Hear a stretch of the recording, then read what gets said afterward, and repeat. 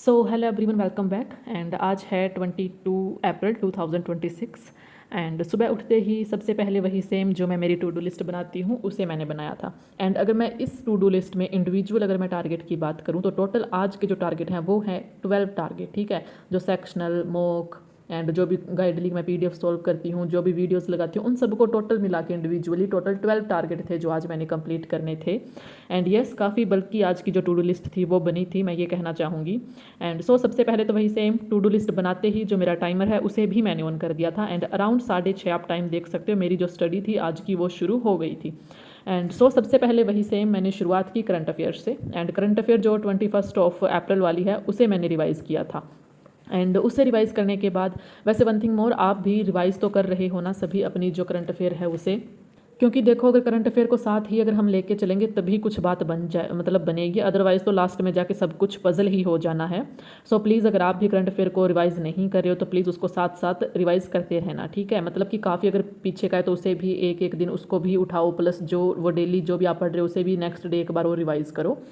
And बस सबसे पहले करंट अफेयर को मैंने रिवाइज़ किया। एंड उसके बाद आज मैंने सोचा कि अच्छा चलो ठीक है, कंप्यूटर तो मेरा कंप्लीट हो चुका है, एक बार मैं फिर से कंप्यूटर नहीं शुरू कर रही हूँ। उसकी जगह मैंने सोचा है कि जो मेरी बैंकिंग अवेयरनेस है उसे मैं कंप्लीट कर लूँ, क्योंकि काफ़ी चीज़ें हैं जो मुझे नहीं पता है। एंड वन थिंग मोर, जैसे कि अगर अपना बाय चांस पीओ का जो अगर प्री हो जाए, फिर बाय चांस अगर मेंस वाला भी हो जाए तो उसके बाद इंटरव्यू होता है। एंड इंटरव्यू में सब कुछ इसके ऊपर ही डिपेंड होता है, कौन सा कब क्या हुआ, कौन सी स्कीम थी, क्या एनबीएफसी क्या होती है, कौन सी चीज़ क्या होती है, मतलब काफ़ी सारी चीज़ होती हैं। एंड उस पर्टिकुलर टाइम पे उस चीज़ पे पूरा फोकस करना, प्लस और भी काफ़ी सारे एग्जाम होते हैं जो लाइंड अप होते हैं अपने पास। एंड इतना टाइम नहीं होता है कि आप पूरा दिन एक ही चीज़ के ऊपर मतलब बैठे रहें। उसकी वजह से मैंने सोचा है क्यों ना जो बैंकिंग अवेयरनेस है, अराउंड देखो 1.5 महीना ही लेगी banking awareness. Total I think 55 video है इसमें।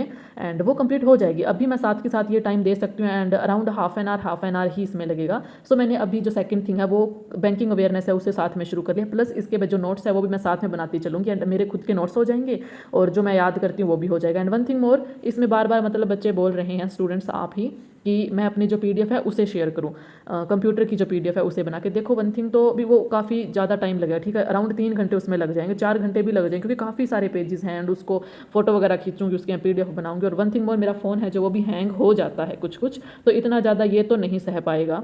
एंड मैं कोशिश करूँगी संडे को अगर मुझे टाइम मिला तो मैं इसकी पीडीएफ बनाऊंगी, वो भी सिस्टर का फ़ोन लेके या फिर ब्रदर का फ़ोन लेके। एंड उससे पहले तो नहीं हो पाएगा, आई एम सो सॉरी। हाँ, संडे को एक बार मैं ज़रूर कोशिश करूँगी, अगर मुझसे बन पाई तो, वो भी मैं मेरी करंट अफेयर को रिवाइज़ करने के बाद।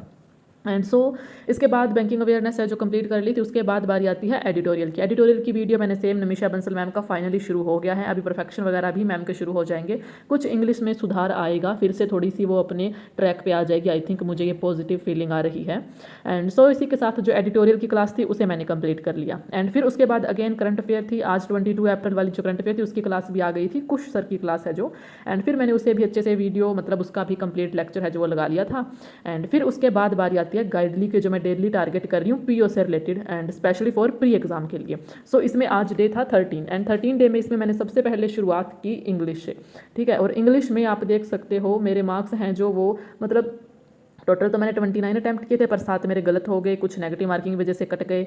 तो कट कटा के जो नंबर है वो 20.25 मेरे मार्क्स इसमें आए हैं। एंड इसमें भी सब कुछ था, मतलब काफ़ी कुछ चीज़ें थी। हाँ, इसमें वन थिंग, इसमें पहली बार मेरा जो पैरा जंबल है वो ठीक गया, ठीक है।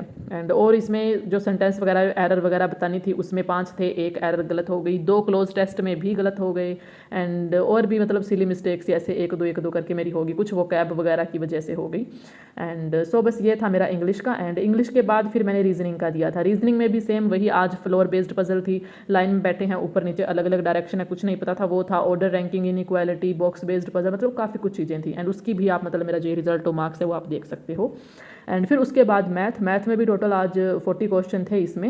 एंड इसको मैंने दिया एंड अराउंड 19.75 मेरे मार्क्स आए हैं, एक गलत हो गया। 20 क्वेश्चन मैंने इसमें अटैम्प्ट किए थे टोटल, अगर ओवरऑल की बात करूँ। हाँ, इसमें अगर परसेंटाइल की बात करूँ तो काफ़ी ज़्यादा गंदी परसेंटाइल आई है, ठीक है।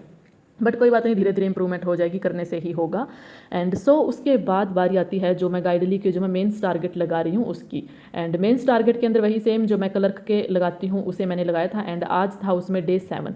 और डे 7 में जो टारगेट थे, सबसे पहले तो वही सेम जो मैं इंग्लिश का करती हूँ उसका तो मैं सिर्फ टेस्ट देती हूँ, ठीक है, क्योंकि वही सेम ही है, वो विद इन टाइम तो वैसे भी कवर हो जाता है। तो फिर मैंने उसका डायरेक्ट टेस्ट दिया था। टोटल 22 क्वेश्चन थे एंड 14.75 इसमें मेरे मार्क्स आए, आप देख सकते हो। 5 मेरे इसमें भी गलत हो गए थे।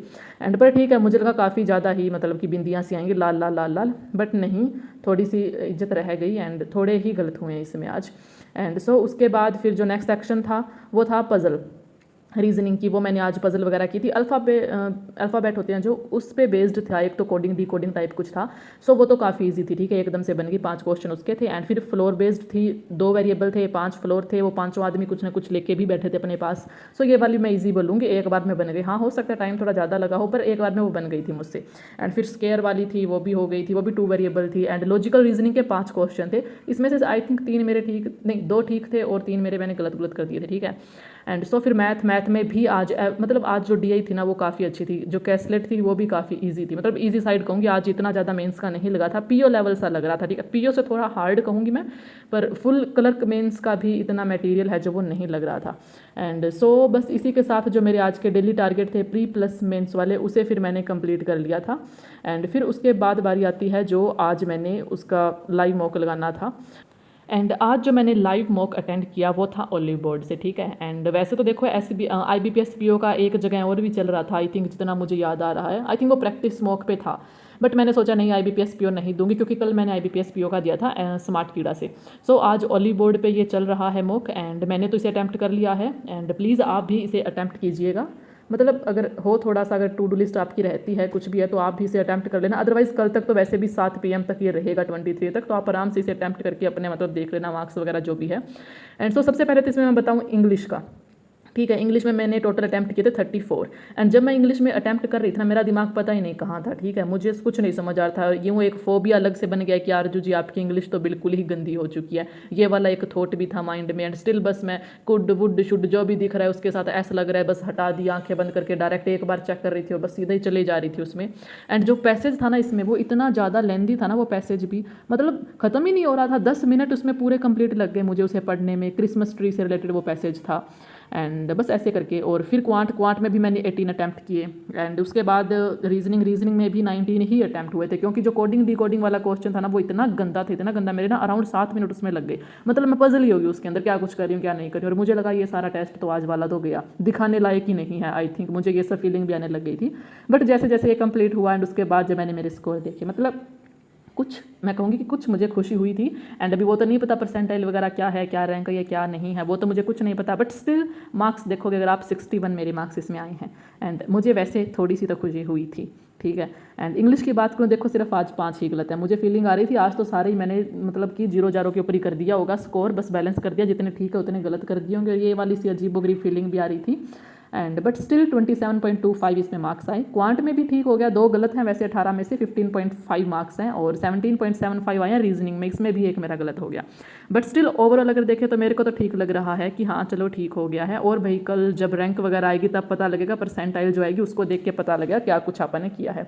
सो उसके बाद अराउंड 10 घंटे मेरे कंप्लीट हो चुके थे, बट स्टिल मैं बैठी और एंड मैंने सोचा एक जो टारगेट आज रह गया है उसे भी मैं जल्दी से कंप्लीट कर लेती हूँ।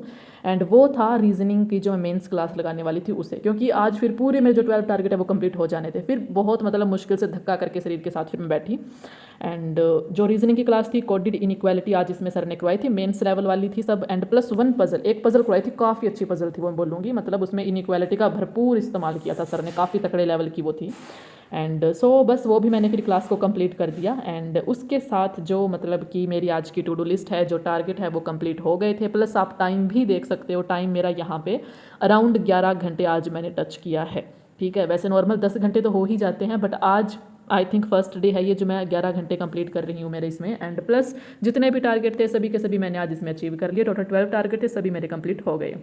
एंड सो आप भी क्या कुछ चल रहा है क्या नहीं चल रहा है, क्या मतलब कुछ भी अगर चीज़ें हो रही है, कुछ समझ नहीं आ रहा है, कहीं पे कोई दिक्कत आ रही है तो प्लीज़ कमेंट कीजिएगा। एंड कितना टाइम हुआ है, क्या कुछ हुआ है, वो भी आप प्लीज़ अपना भी शेयर करना। एंड सो बस take care, bye, thank you. आज ये सब था, आज इतना कुछ मतलब पड़ा। एंड टाइम भी आप यहाँ पे देख ही सकते हो कितना कुछ हो गया है। And so bye, take care, thank you.